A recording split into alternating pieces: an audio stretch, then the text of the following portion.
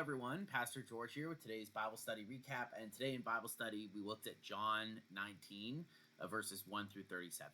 So, because this is Holy Week, I wanted to look at a part of Holy Week. Specifically, this is the crucifixion passage. Well, not just the crucifixion, but the build up to it that is in John. So, at this point, if you just show up in chapter 19, what has happened is Jesus has been arrested and he's been brought before Pilate for the first time. And then what Pilate decides to do is he decides to give the choice to the crowd about who they are going to free. And the crowd has chosen Barabbas, who is a rebel.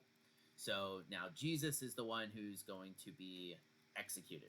Now, at first, what Pilate wants to do is it seems clear that he doesn't want to execute him because he doesn't see anything wrong with him. So what he attempts to do is he first treats Jesus with a very severe Roman punishment, which is whipping. Now, whipping in itself there were three different types in the Roman Empire. The one that Jesus is exposed to here is verberatio. Now, verberatio is done with a whip that has a bunch of strings at the end of it, and usually those strings are laced with metal and bone, things that are going to rip your flesh away.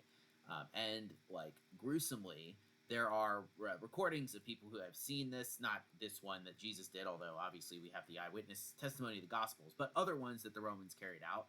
And it's not uncommon for the flesh to be so destroyed that you can see bone or internal organs. So yeah, pretty brutal.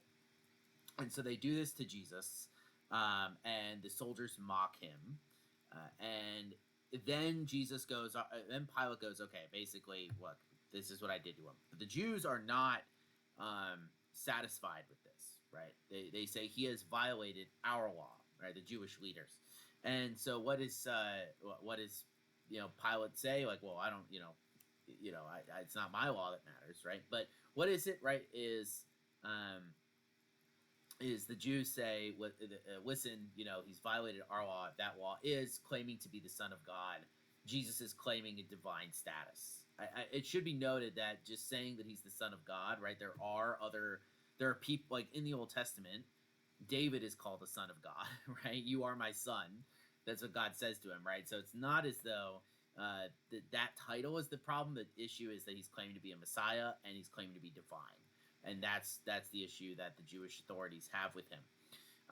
But Pilate kind of flip-flops on this, but they say, listen, if you don't do this, Caesar is going to hear that you are letting someone who claims to be divine become and claims to be king going around, and that's not going to sit well with you. So he gets a worry about his career, right? And so he has another conversation with Jesus. And Jesus, Pilate says, listen, I don't know, anything about this. I'm not a fan of this, right? But, where are you from? Trying to figure out who Jesus is. And Jesus says, you have no authority over me at all unless it has been given to you from above. Therefore, he who delivered me over to you has the greater sin. That being Judas, but really also the religious authorities who are handing Jesus over to Pilate, right? It wasn't the Romans who arrested Jesus, right? It's the religious authorities who arrest him, and they hand him over to Pilate. So that's what goes on, right? And so Pilate then has a meeting. He gives his rendering. They bring Jesus probably to a overlook. I think John refers to it as Gabbatha, or the stone pavement is what it's called. And that is probably a little thing on attached to Pilate's residence where he could overlook a crowd and give decrees. And so that's what he does. He gives this decree saying that Jesus is going to be sentenced. And the people say, yes, give him to us to crucify him. And so Pilate lets them have him. He completely shirks his duty of being just as an administrator because he's too worried about his own career. So Jesus goes out, he bears his cross, and they go to the place of the skull, Golgotha, in Aramaic. In Latin, it's Calvary, so not the people on horses, but Calvus in Latin is a skull, and so it's place of the skull. So if you ever wondered what Calvary was in a song, like a hymn or something, there you go. So Jesus is crucified there between two rebels. and uh, and Pilate writes the inscription, Jesus of Nazareth, King of the Jews, in Aramaic, Latin, and Greek. Aramaic was the daily language spoken by people. Latin is, of course, the official language, and Greek is the lingua franca. So basically, everyone could understand Greek, no matter where they were from, at least in the eastern part of the Roman Empire. The Jewish leaders do not like that he wrote the King of the Jews. They say this man claimed to be King of the Jews, and then Pilate says, "I have written what I have written," and that's the end of that, right? So you have all of these references to who Jesus is, just kind of put in that narrative, right? And they also the soldiers then divide his clothes, and then you get the cast lots reference to the Old Testament.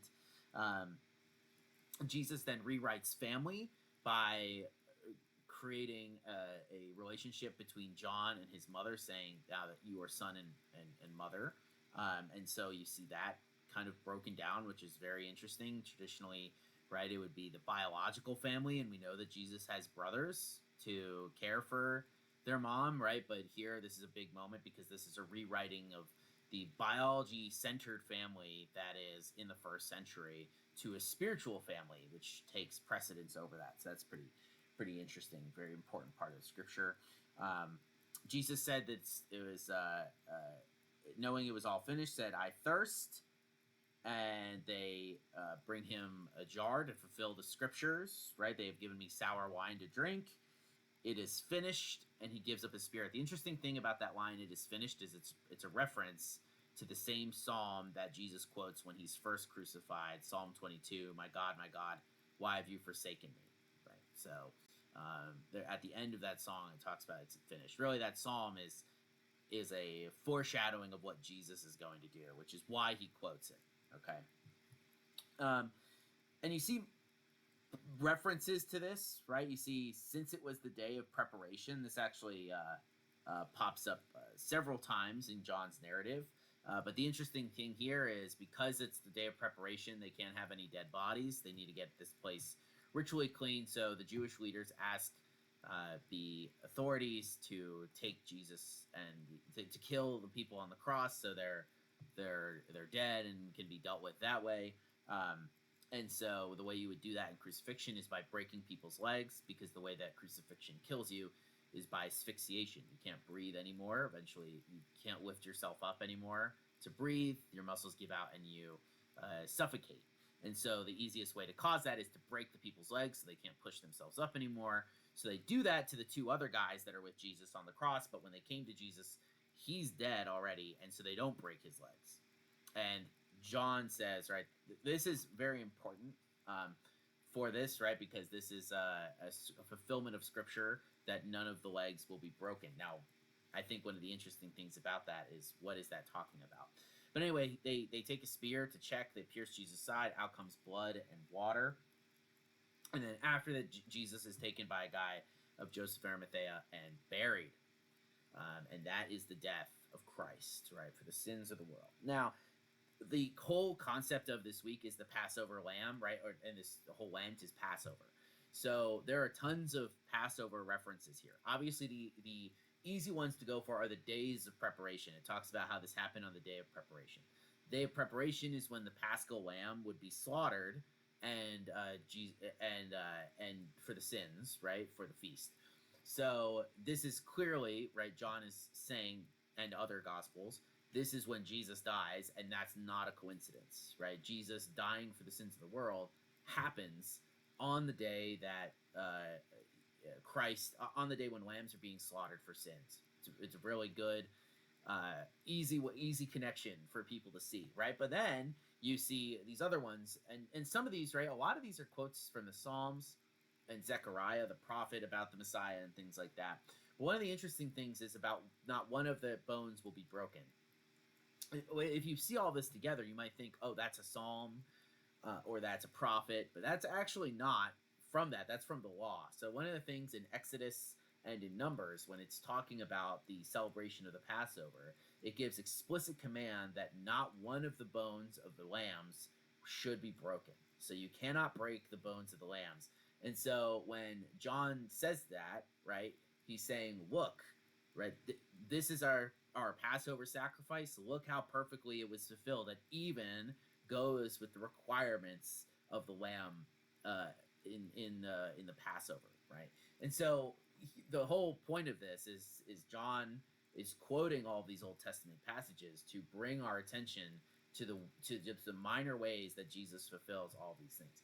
The interesting thing is probably at the time, I would guess that not a lot of people took notice of this. I think this is John and the other disciples, uh, looking back after all these things had happened and seeing this pattern appear. Jesus will sometimes call attention to this himself in his teachings, but a lot of it is like, oh my gosh, look at all these ways he fulfilled it, and we weren't even aware of. We just treated this as like a normal thing because, like, why would you think that at the time or something like that, right?